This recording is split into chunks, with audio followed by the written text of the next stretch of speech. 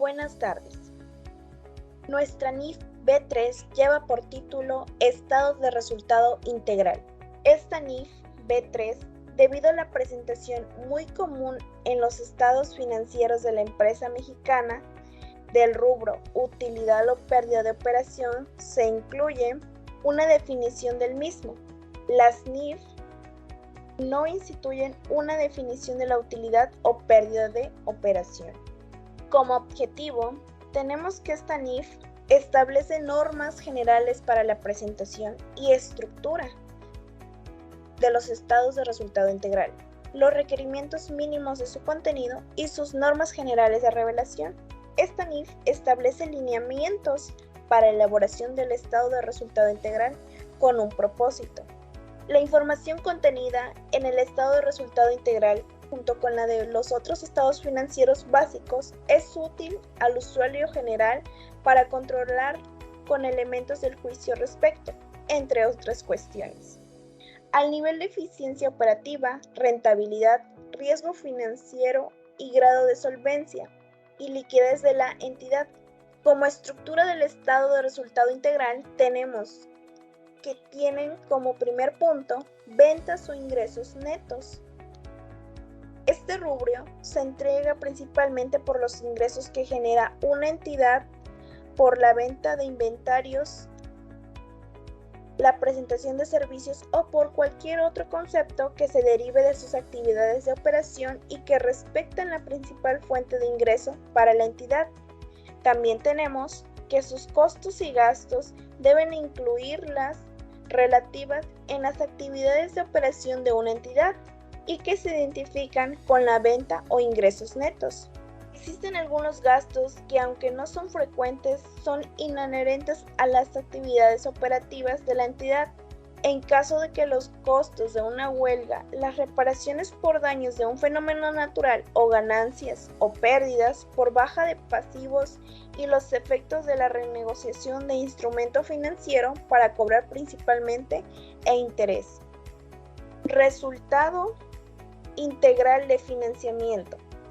El resultado se conforma por ingresos y gastos relacionados con las actividades de tipo financiero, siempre que éstas sean accesorías para la entidad, es decir, cuando el RIF no constituye una actividad principal de la operación de la entidad. El RIF debe desglosarse en cada uno de los componentes mencionados, ya sea en el cuerpo de resultado integral o en notas de los estados financieros. Dentro del RIF deben presentarse partidas tales como los gastos por intereses, ingresos por interés, fluctuaciones cambiarias, cambiario en el valor razonable de activos y pasivos financieros, ganancias o pérdidas a la fecha de reclasificación o baja para la valuación o valor razonable de un activo financiero que está evaluado en costos amortizado y, por último, un resultado por posición monetaria. Participación en la utilidad o pérdida neta de otras entidades. Siempre que se considere una actividad accesoria, la participación en la utilidad o pérdida neta de los negocios conjunto y las asociadas. Cuando se presentan estados financieros no consolidados, también deben incluirse la partida en la utilidad o pérdida neta de subsidiarias. La utilidad o pérdida antes de impuestos a la utilidad representa el importe que resulta de enfrentar los ingresos, costos y gastos incluidos en el estado de resultados integral, sin considerar los impuestos a la utilidad, las operaciones descontinuadas y los otros resultados integrales. Los impuestos a la utilidad. Se informa el importe de los impuestos a la utilidad del periodo determinado conforme a la NIF D4. Impuestos a la utilidad, sin incluir el impuesto atribuible a operaciones descontinuadas y otros resultados integrales. Utilidad o pérdida de operaciones continuas. Es la suma algebraica de la utilidad o pérdida antes de los impuestos a la utilidad y el rubro de impuestos a la utilidad. En caso de no existir operaciones descontinuadas, este nivel debe considerarse como la utilidad o pérdida neta. Operaciones descontinuadas. Deben presentarse los ingresos, costos y gastos derivados de las operaciones descontinuadas. Deben incluirse los resultados del periodo netos de impuestos a la utilidad y participación de los trabajadores en la utilidad de las empresas. Con base en la NIF relativa a operaciones descontinuadas, deben entenderse como operaciones descontinuadas el proceso de interrupción definitiva de una actividad de negocios significativa de la entidad. Utilidad o pérdida neta. Es el resultado de restarle a los ingresos de un periodo los gastos que directa o indirectamente ayudan a generar estos ingresos. Otros resultados integrales. El estado de resultado integral es un estado financiero básico que muestra el resumen de operaciones. Participación en los otros resultados integrales de otras entidades. Por función, desglosa la erogación, egresos en los directos funcionales como costo de ventas, gasto de administración, gasto de ventas, gastos financieros y otros gastos. Resultado integral del financiamiento. Dice, se conforma por ingresos y gastos relacionados con actividad de tipo financiero, siempre que estas actividades sean accesorios para la entidad, es decir, cuando el RIF no constituye una actividad en la que la operación de la entidad de ser de este caso debe presentar. Periodos por los que se debe presentarse el estado de resultado integral. Para la emisión del estado de resultado integral a fechas intermedias, es decir, por periodos menores a un año completo, la entidad debe atender a lo establecido de la NIF B9, información financiera a fechas intermedias. Por ejemplo, los puntos A y B, participación o controla es la porción del capital contable de una entidad que pertenece a otros dueños distintos a la controladora. Y B, participación controladora es la porción del capital contable de una que pertenece a la controladora. A continuación daremos un ejemplo. Nosotros analizamos la estructura del estado de resultados de la empresa FEMSA dentro de sus actividades correspondientes al año 2020. Este es el estado de resultados de la empresa FEMSA, presentada de manera general. En ventas o ingresos netos podemos observar que las ventas netas están dadas en 490,425 millones de pesos. Y las actividades por las cuales se obtienen o generan los principales ingresos son con base en los segmentos reportables de la compañía. En acuerdo con la norma, estas son las ventas de bebidas en el segmento de Coca-Cola, las ventas de productos dentro del segmento de FEMSA en su división de comercio y división, la proximidad en la división salud y en la división combustibles.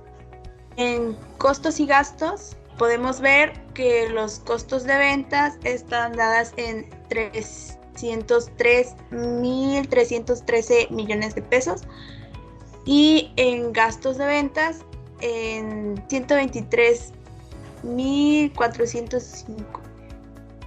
Las actividades en las cuales se generan estos costos y gastos son los siguientes: servicios logísticos y de mantenimiento de vehículos a filiales de la compañía de logística a clientes externos, también en la producción y venta de enfriadores, servicios de refrigeración en puntos de venta, soluciones plásticas, venta de equipos para procesamientos de alimentos y en la venta de productos de limpieza dentro de la industria de distribución especializada. En el estado integral de financiamiento se presentan los gastos de financiamiento, que serían los préstamos, producto financiero, las ganancias por fluctuación cambiaria, que en este caso es una pérdida, y la ganancia por posición cambiaria, y por último la pérdida en valuación de instrumentos financieros. En la participación de la utilidad o pérdida neta de otra entidad, al ser una actividad continua para la empresa, esta se encuentra dentro del rubro B, al tener un gasto en otra entidad específicamente dentro del apartado de otros gastos. la utilidad o pérdida antes de impuestos a la utilidad. En este caso de la empresa FEMSA podemos ver en la primera columna que su valor en dólares está evaluado en 970, mientras que pasado a moneda mexicana serían 19,311 pesos en el año 2020. Los otros números o referencias son de años más anteriores, referentes al año 2019 y 2018. Impuestos a la utilidad. Del impuesto a la utilidad, los componentes más importantes del estado de resultados consolidado por los años que terminaron el 31 de diciembre de 2020 son: impuesto a la utilidad corriente, valuado en el año 2020 por una cifra de 19,311, 2019 con 11,652 y 2018 con 10,480. Los impuestos a la utilidad diferidos son de origen y reversión de diferencias temporales, es decir, utilización de reconocimiento de pérdidas fiscales reconocidas, neto y cambio en la tasa legal. Utilidad o pérdida de operaciones continuas. Esta es la suma algebraica de la utilidad o pérdida antes de impuestos a la utilidad y el rubro de impuestos a la utilidad. Lo podemos apreciar en la imagen como utilidades de operaciones continuas y utilidad neta de operaciones discontinuas. Por último, operaciones discontinuadas son los ingresos, costos y gastos derivados de las operaciones discontinuadas. En este caso, la empresa no presenta ninguna utilidad neta, aunque cuenta con adquisiciones recientes y fusiones con otras personas, pero aún no tiene el control total de estas. Veremos ahora lo que es la utilidad o pérdida neta.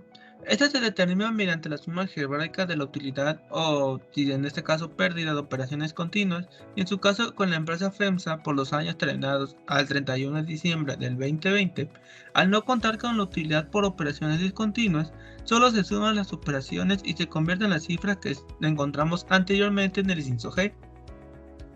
También tenemos los ORI, que son otros resultados integrales. Este se calcula dividiendo la utilidad neta consolidada del año, atribuible a la participación controladora ponderada durante el periodo ajustado por el promedio, ponderado de las propias acciones compradas en el periodo. Y por la empresa solamente tiene pérdidas en acciones compradas por operaciones continuas. Como podemos observar, las utilidades por acción básica de operaciones continuas, por acción serie B y serie D, así como también tiene pérdidas en utilidad por acción diluida de operaciones continuas, igualmente por la serie B y por acción de serie B. También tenemos la participación en otros resultados integrales de otras entidades. En el estado de resultado, este se refleja que tiene participaciones controladoras y no controladoras, de las cuales registra que tiene una pérdida en la participación controladora de operaciones continuas y una ganancia en la participación no controladora de operaciones continuas.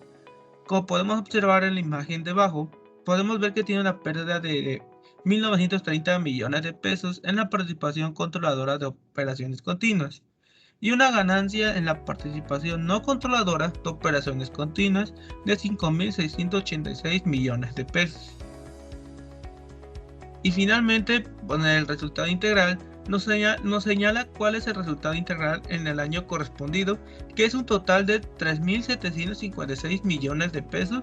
Esto es lo que registra en el estado de resultado de la empresa FEMSA del año 2020. Esto es todo por este video. Gracias por su atención.